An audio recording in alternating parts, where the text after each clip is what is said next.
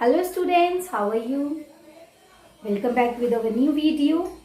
Myself Divyakshi Agarwal, your Hindi teacher.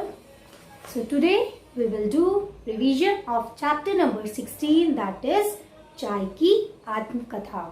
Okay, so let's start. चाय एक प्रसिद्ध पेय पदार्थ है, ये तो आपको पता ही है। चाय क्या है? पीने का पदार्थ है। इस कहानी में चाय का निर्माण, चाय का पैदा होने से लेकर तथा चाय के निर्माण तक का अत्यंत रोचक एवं ज्ञानप्रद वर्णन है। इसमें हम चाय के बारे में पढ़ेंगे। इसमें जो चाय है वो अपने बारे में बताएगी कि उसका जन्म कहाँ हुआ है, कैसे उसको बनाया जाता है। क्लियर? So let's start. मैं आपको अच्छी लगती हूँ ना? जी हाँ, मैं हूँ चाय। सबको अच्छी लगती है चाय। मुझे आप दिन में 6-7 बार पीते हैं। मैं आपकी नहीं सबकी मनपसंद हूँ। मैं इतनी लोकप्रिय हूँ किंतु किसी ने मुझे मेरे दिल का हाल नहीं जानना चाहा। सी चाय क्या कह रही है कि मैं इतनी लोकप्रिय हूँ, मुझे लोग इतना पसंद करते हैं, फिर भी लोगों ने मुझे जानने का, मेरे दिल का हाल नहीं जानना चाहा। आप मुझे चुस्कियां ले लेकर पी रहे हैं। आज मैं आपसे अपनी आत्मकथा कहकर रहूंगी। आत्मकथा मतलब अपनी कथा। तो चाय आज हम लोगों से अपनी आत्मकथा कहेगी। आप मेरे चाहने वाले हो, आप मेरी राम कहानी नहीं सुनोगे तो कौन सुनेगा। मेरा घर असम में है। तो चाय कहाँ होती है? चाय असम में होती है। वहां मैं पैदा हुई।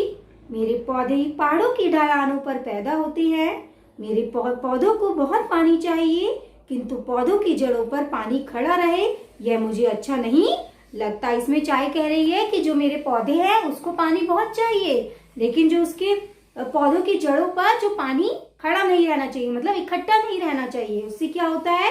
पानी से मेरे पौधे की जड़ें गलने लग जाती हैं। भारी वर्षा से हम पर नई कोपले आने लगती हैं।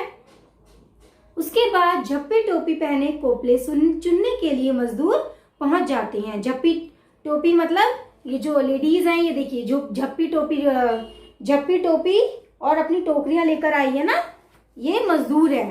तो ये उसको कोपले चुनने के लिए पहुंच जाती हैं। चाय के खेतों में पुरुषों की अपेक्षा स्त्रियां अधिक काम करती हैं। वे पत्तियों को देखते ही तोड़ती हैं और अपनी पीठ पर लदी टोकरियों में डालती हैं। इस तरह हमें चुनकर इकट्ठा किया जाता है। हमारी दुर्दशा बस देखते ही बनती है। मतलब वो अपने बारे में बता रही है कि हमारी इतनी बुरी दशा हो रही है कि देखते ही बनती है। यह हमारा प्रारंभिक रूप होता है। हमारे इस रूप से हमें कोई पहचान भी नहीं पाता। मतलब जो चुन के जो डालती हैं, जो मजदूर होती हैं, वो जो चुन के डालती है वो उनका प्रारंभिक रूप होता है चाय का। इससे हमें पहचान में नहीं आएगी कि ये चाय पत्ती है जो हम चाय पीते हैं, है ना। हमें इकट्ठा करके खूब अच्छी तरह सुखाया जाता है। हमें बड़ा विचित्र लगता है और हमें गर्मी भी लगती है। हमें लगता है कि हमारा प्राकृतिक स्वरूप समाप्त हो रहा है। हम धरती और प्रकृति माँ से दूर जा रहे हैं। अब उनको गर्मी लगेगी जब उनको बहुत दिनों तक सुखाया जाएगा, है ना। तो वो अपने बारे में बता रही है कि हमें बहुत गर्मी लगती है, हम धरती और प्रकृति माँ से दूर जा रहे हैं, ऐसा लगता है उन्हें। हमारी इच्छा होती है कि हम बाहर चलें, किंतु कहाँ और कैसे। वो अपने आप से बोलती है कि ऐसा लगता है कि हम भाग जाएं, लेकिन कहाँ और कैसे। हमारे बस में तो कुछ भी नहीं, हम तो मात्र जड़ हैं। आदमी के आगे किसकी चली है, बेबस होकर रह जाती हैं। सुखाने भर से हम बहुत दुखी थी, किंतु हमें पता चला कि यह दुख तो कुछ भी नहीं था। हमारे भारी कष्ट की घड़ी तो अब आने वाली है। उस समय हम गहन पीड़ा से चिल्लाने लगते हैं। जब हमें भुना जाता है तब तो पत्तियां सुखाई जाती हैं, है ना। तो उनको बहुत दिनों तक सुखाते हैं तो बहुत गर्मी लगती है, लेकिन उसके बाद उन्हें क्या किया जाता है? उनको भुना जाता है, जिससे उनको अधिक पीड़ा होती है। हमारा विलाप देखने योग्य था। विलाप मतलब रोना। ठंड और बरसात से हम पलने वाली थी। गर्मी तो हमारे लिए कष्टदायक ही होती थी। हमारी पुकार कौन सुनता? मनुष्य के स्वार्थ का शिकार तो हम पहले ही हो रही थी। हम कराहती रही और हमें भूना जाता रहा। एक विशेष विधि से हमें भूना जा रहा था। मनुष्य अपनी स्वार्थ के लिए बकरे और मुर्गे भी तो हलाल करता है। वही स्थिति मेरी थी। मतलब चाय अपने बारे में बता रही है कि मनुष्य अपने स्वार्थ के लिए बकरे और मुर्गे हलाल करता है, वही स्थिति हमारी थी। मैं ढेरों में पड़ी थी। मुझे भूना जा चुका था। मैं अपने अतीत से अलग हो चुकी थी, मतलब जो उसका प्रारंभिक रूप था और जो अब रूप आया था वो उससे बिल्कुल अलग था, डिफरेंट था। उसके बाद हमें छाना गया। तदुपरांत हम अपने वास्तविक रूप में पहुंच गई। देवदार वृक्ष की मुलायम लकड़ी से बनी पेटियां पहुंच गई। गुणवत्ता के आधार पर हमारी किस्में निर्धारित की गई। हमारी पत्तियां जितनी कोमल होती हैं, चाय भी उतनी ही अच्छी बनती है। हमें पेटियों में बंद करके देश विदेश भेजा गया। जब वो तैयार हो गई बिल्कुल, उनको पेटियों में बंद कर दिया गया और देश विदेश भेजा गया।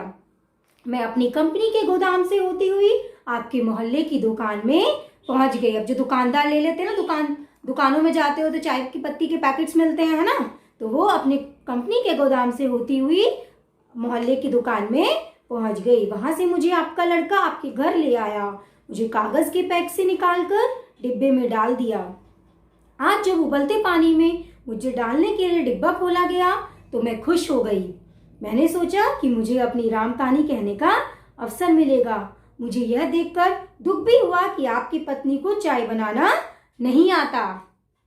उसने मुझे पानी में डालकर काफी देर उबाला और फिर कप में डालकर आपको दे दिया। पर ऐसे चाय नहीं बनती है।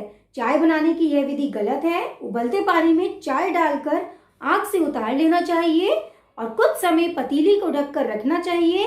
उसके बाद आवश्यकता अनुसार जितना आपको दूध चाहिए और चीनी डालकर प्रयोग करना चाहिए। स्वाद भी आएगा और खुशबू भी। याद रखिए, राज की बात बता रही हूँ। तो ये चाय अपने बारे में बता रही है कि मैं ऐसे बनती हूँ। ऐसे नहीं कि उसमें उबाल कर दिया और पतीले में डालकर दे दिया, ऐसे नहीं। उसको बहुत उबाल कर पतीली में ढक कर रख देना चाहिए। फिर आवश्यकता अनुसार दूध और चीनी डालकर सर्व कर देनी चाहिए। दैट इज चाय। तो अपने बारे में बता रही है कि ऐसे बनती है चाय। और जो आलेख है, ये जो पूरी कहानी है, जो चाय की आत्मकथा है, किसने लिखी है? ये लिखी है आप संकलित ने। किसने लिखी है? ये संकलित। ओके, सो ये थी आपकी चाय की आत्मकथा। इसमें चाय अपना जन्म, पैदा होने से लेकर निर्माण तक का वर्णन कर रही है। क्लियर? तो ये था आपका इसका डिस्क्रिप्शन छोटा सा। अब हम इसका क्या करेंगे? रिवीजन। अब मैं कुछ क्वेश्चंस व्हाइट बोर्ड में उतारूंगी पहले की तरह। आपको क्या करना है? आपको अपनी नोटबुक में वो क्वेश्चंस उतारनी है एंड देन वीडियो पॉज करके आंसर्स लिखने हैं। क्लियर? ओके।